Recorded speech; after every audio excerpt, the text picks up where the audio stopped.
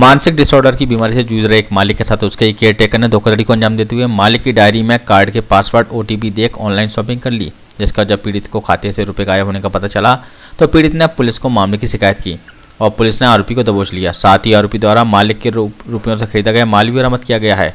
Additional SP crime Rajesh खंडोतिया ने बताया कि कोले थाना इलाके के तानसेन नगर के फरियादी सुधीर कुशवाहा ने खाते से ऑनलाइन ठगों द्वारा 76,000 रुपये पार करने की शिकायत की थी, जिसका जब पुलिस ने जांच पड़ताल की तो पता लगा कि फरियादी सुधीर कुशवाहा एक गंभीर डिसऑर्डर बीमारी से जूझ रहे हैं और चीज़ों को भूलने की बीमारी है। ऐसे में फरियादी द्वारा एक डायरी पर अपने पासवर्ड, बैंक डिटेल और अन्य सीक्रेट डिटेल लिखी जाती थी। इसके साथ ही फरियादी सुधीर कुशवाहा ने अपनी देखभाल के लिए एक केयर टेकर भी रखा हुआ था। जांच में पुलिस को शक की सुई जब केयर टेकर पर गई तो मामले की परतें खुलती चली गईं और पुलिस को पता लगा कि सुधीर कुशवाहा के केयर टेकर ने ही उनके खाते से ऑनलाइन शॉपिंग की, जिसके बाद पुलिस ने आरोपी केयर टेकर को गिरफ्तार कर उसके द्वारा खरीदारी किया गया सामान को भी जब्त कर लिया है। मेरे साथ क्रेडिट कार्ड में कल फ्रॉड हो गया है, तो साइबर सेल में उसकी मुझे कंप्लेंट करनी है। किसने निकाला क्या? मुझे मेरे पास कॉल आया था कल दिन में 3 बजे के आसपास, 2-3 बार कॉल आया। किसका आया? वो कह रहे थे कि मैं SBI कार्ड से बोल रहा हूँ और मुझसे बोले कि आपकी जो कार्ड की लिमिट है वो लिमिट बढ़ाई जा रही है, तो उसके लिए अपडेट करना है। तो उन्होंने मुझे कई मैसेज भी आए, हालांकि 4-5 दिन पहले भी आए थे इनके, तब भी मैंने कोई जानकारी नहीं दी थी। इन्होंने बहुत पूछा था, लेकिन क्या कहते हैं कल फिर आया तो बोले वो अपडेशन ज़रूरी है। ऐसा मेरे पुराने कार्ड का नंबर वगैरह भी इनको मालूम था, पता नहीं कैसे। हैं?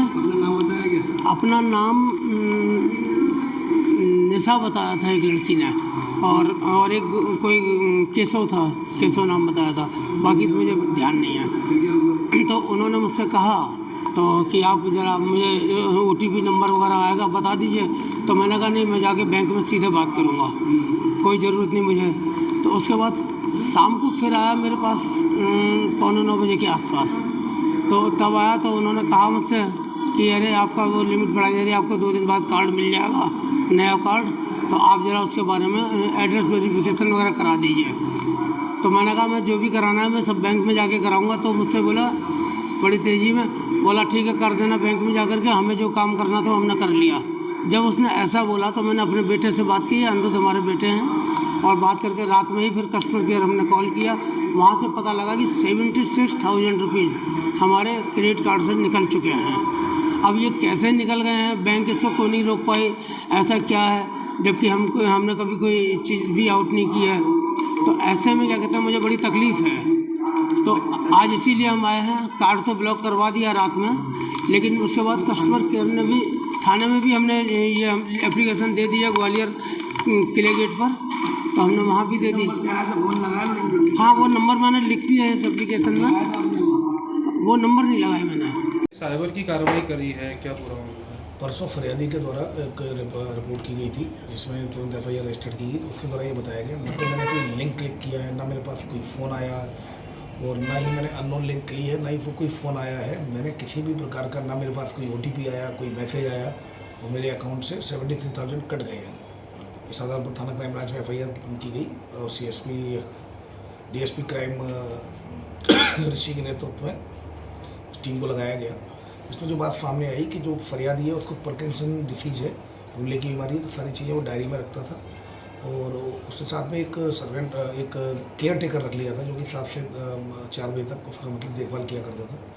तो उसकी डायरी में सारे ATM वगैरह सब सारी चीज़ें वो डायरी में नोट करता था। तो फिर उसके जब ऐसा पता चला है तो उसका जो केयर टेकर है उसी के द्वारा ये हरकत की गई थी। उसमें से जो डायरी में से सारे जो ATM वगैरह के जो पिन वगैरह थे सारे उसने करके ऑनलाइन शॉपिंग कर ली फ्लिपकार्ट से। ऑनलाइन शॉपिंग में उसने एक AC नहीं, एक रेफ्रिजरेटर और एक वॉशिंग मशीन और एक T-शर्ट और एक iPhone उसने ख़रीद लिया था। और ख़रीदने के बाद फिर जब जैसे ही वो मैसेज आया उस पर मोबाइल पर उसके, तो मोबाइल पर उसने तुरंत रिसीव करके जो OTP आया था, तो OTP उसने तुरंत उसमें मोबाइल में से देख के, क्योंकि उसके उनके साथ ही रहता था, और उसका फिर पेमेंट कर दिया। उसके बाद सारे मैसेज उसके द्वारा डिलीट कर दिए गए। तो ये घटना सामने आई है। इसमें जो आरोपी है उसके द्वारा जो शॉपिंग की गई है वो सारी चीज़ें जब्त हो चुकी हैं। उसमें रेफ्रिजरेटर है, वॉशिंग मशीन है, एक T-शर्ट है और एक iPhone है, उनको जब्त किया गया है और वैधानिक कार्रवाई की जा रही है।